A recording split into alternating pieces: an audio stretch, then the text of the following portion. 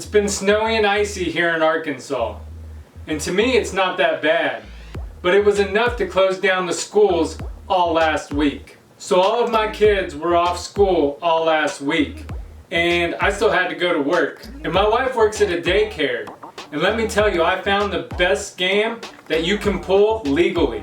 These daycare centers close whenever school's closed, so nobody can bring their kids there. But even though they're closed, they still charge the parents money to hold their child's spot, even though they can't bring their kids there. And there's some workplaces that don't close down. So these people still have to go to work, but now they have nowhere to take their child for childcare, yet they still gotta pay for the childcare. And with my wife working at one of these daycare centers, is she still getting paid as she's sitting at home? No. So where's the money going? Lucky for our situation, it's just an inconvenience. But some of these people that work at the daycare center, that's all the income that they have. So now you have these workers that are paying for childcare that they're not getting, and you're having these people that work at the center who aren't getting paid. So then you just have the owners of the daycare center just raking in all this money. That's the only place that the money could go to.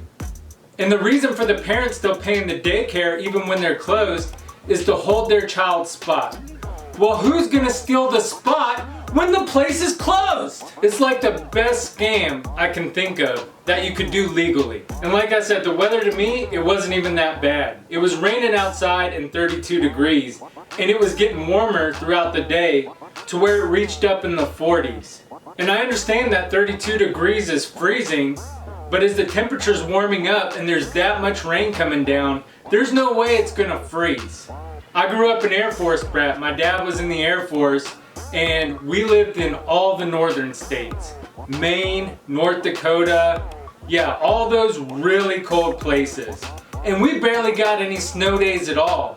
There'd be snow up to your hip. And you know what would happen? The school buses would put chains on their tires and plows in the front of the bus and plow their way to your house to make sure you went to school. But here in Arkansas, we get a couple of inches on the ground and it's like the end of the world. But anyways, I'm kind of glad the weather didn't get much worse, because whenever it hits the high 20s, the main heat in the house goes out. And I said main heat because there's two heating systems in the house, and I had no idea that that was a thing. And the main heat runs off of Freon. That's another thing I learned. I had no idea that the heating system of a house runs off Freon. I thought the only thing that ran off Freon was the air conditioning. But it turns out the main heating system does too. So when our main heat went out, they told us to switch to the auxiliary heating. Like, what is auxiliary heating?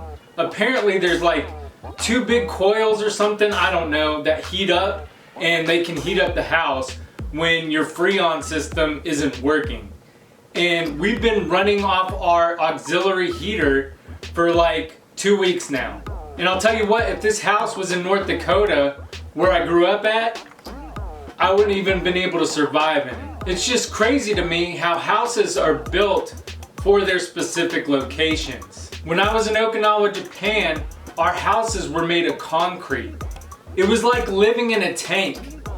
They were built to withstand almost anything because of the typhoons that went through there. Not only typhoons, but earthquakes too. And I feel like the houses I grew up in the north, were more geared towards cold weather. But the thing I can't figure out is how come we live here in Arkansas, where some of the most violent tornadoes come through, but the houses are built paper thin. And mind you, here in Arkansas, the water table is too high in the ground, so we can't have basements here. So when there's a violent tornado coming, you're pretty much a sitting duck. Why would you not build this house out of concrete? Anyways, I've had some more complaints about my audio. And if you remember when I first started the SNES quest, I ended up putting carpet in here because there was a huge echo and it just sounded bad.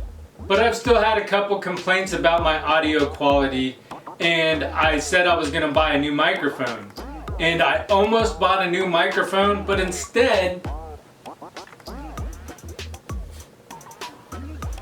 I decided to buy a Spawn complete in box, so, you know, sorry about that. Anyways, today we have 5 more games that we'll be adding to the collection.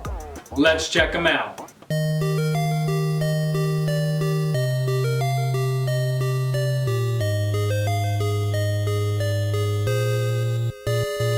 And the first game up is Pinocchio. Pinocchio was developed by Virgin Interactive and published by Nintendo. It released for the SNES in 1996. The first thing I'll say about Pinocchio is the game looks amazing visually. The sprites and the background all look fantastic. The music is excellent too, if you're a fan of Disney music anyway. There's a dancing stage in the game, and it brought back memories from the movie like I had just watched it yesterday, even though I haven't seen the movie in about 30 years. The gameplay is a mix.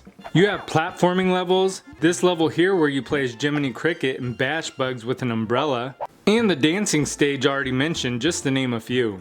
The gameplay is pretty easy, but there are the occasional parts that'll make your blood boil. The controls are mostly fine, but there are parts where controlling Pinocchio did feel like controlling a puppet because he got stuck on some parts. The skipping he does was also strange at first, but it doesn't hurt the game, it just takes time getting used to. The game does a good job of following the movie from what I can tell, but as I mentioned, it's been a long time since I've seen it. Overall, Pinocchio is an okay game that looks and sounds amazing, but there wasn't a huge fun factor to me where I'm itching to come back and play more of it. Pinocchio is game number 143 for the collection, and it cost me $58 shipped. And at $58, that brings our total up to $25,586 for the Super Nintendo Complete in Box Quest.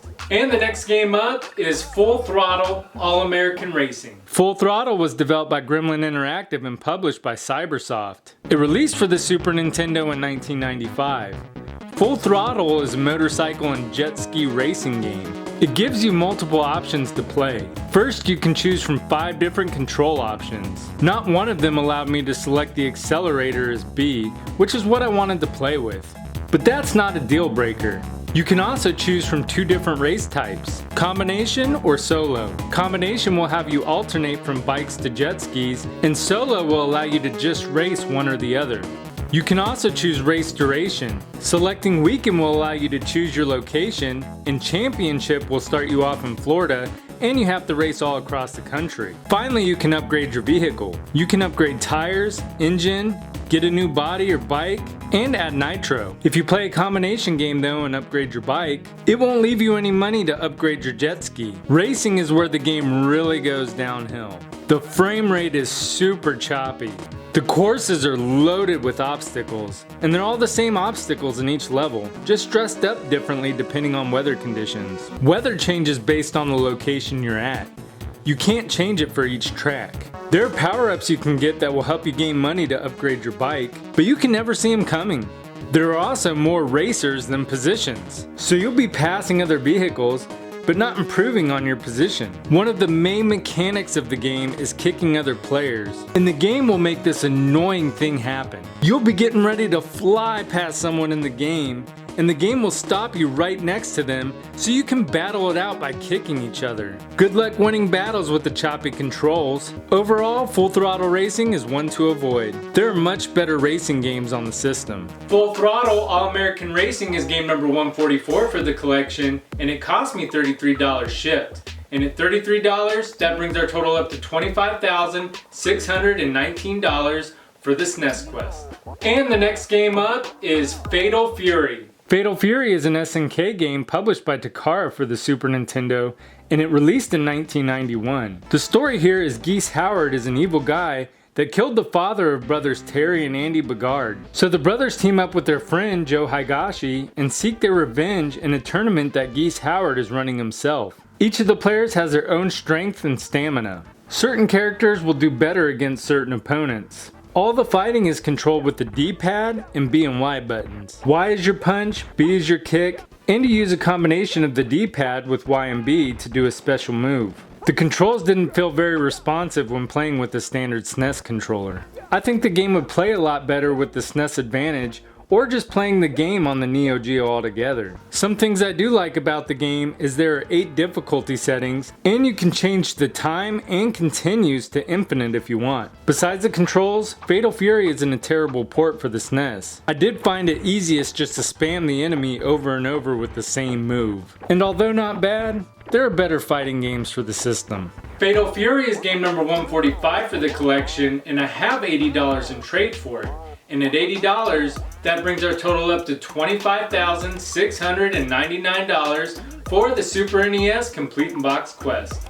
And the next game up is Fun and Games. Fun and Games was developed by Leland Interactive and published by TradeWest. It released for the Super NES in 1994. This game has 4 different categories you can play: paint, games, music, or style. You can also use a regular controller or a mouse. Some categories, like paint, it's easiest to use the mouse, but the category like games, it's best to use the controller. Paint is set up a lot like the paint program on your computer. And here's a fun fact, up until just a couple months ago, I used the paint program on the computer to make my YouTube thumbnails. But anyways, in paint, you can draw, add music to your drawings, play stamps, and even download pictures to color. Coloring big items does take some time to load. In the games category, there are 2 games to play: Mouse Maze, which is basically like Pac-Man, and Space Laser, which is just a shooting game. They're pretty mediocre, but they're there. Music is a category where you can make your own music, or put in some preset tracks and add to them. Finally, there's a style category, where you style a person or you can mix and match pictures. This is probably a game I'll never play again, but I can tell you I would have absolutely loved this game as a kid. I could see myself having played this for hours and hours growing up. Fun and Games is game number 146 for the collection, and it cost me $645 shipped, and at $645, that brings our total up to $26,344 for the collection. Last but not least is Super Bowling. Super Bowling was developed by Kid and published by Technos. It released for the Super Nintendo in 1992. This is the predecessor to Super Bowling on the N64. The big difference here is this game is readily available and cheap, whereas the N64 one is one of the most valuable games on the console. But anyways, this is a good bowling game for the SNES. You have 3 ways to play the game: Turkey Bowl, Golf Mode, and Practice Mode. You can also play the game with up to 4 players, and 4 characters to choose from. You have Pete Pins Peterson, Susie Spinner Spencer, Robin Red Randall, and Mars Muscle Maxwell. You also select ball weight, choose how much oil is on your lane, and you can choose from normal or hard mode. In practice mode, you can set up the pins how you want so you can perfect your game. This mode comes especially in handy for practicing your golf game. Turkey Bowl is your standard game. It's scored just like a normal game. When bowling, you set up your player position, aim, then a spin meter pops up and determines how much spin you'll put on the ball. And then finally the power meter. It's a little strange at first, but it doesn't take long to get used to. Finally, there's golf mode. The pins are set up in different ways, and to get a par, you need to knock down all the pins in the number of times it says par is. So if a round is par 3, you have to knock down all the pins with 3 balls. Otherwise, you can get a bogey or worse. You can also get a hole in one if you take all the pins out in one shot. It's a really neat twist on the game. The music is upbeat, the visuals look great, the controls are easy to get used to, and the gameplay is fun. The only real flaw I found in the game is the 4 players have to be real people.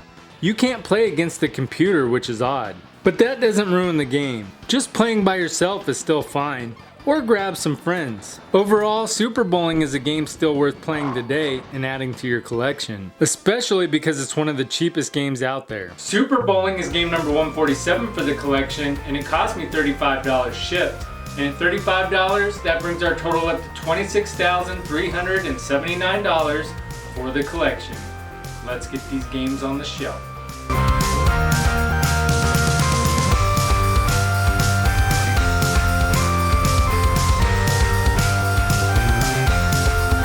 If you enjoyed the video, please make sure to subscribe. I'm completing the entire Super Nintendo library, complete in box, right here on this show. Also, make sure to leave a thumbs up for Super Bowling. Until next time, I'm Gamer Wayne, and thanks for watching.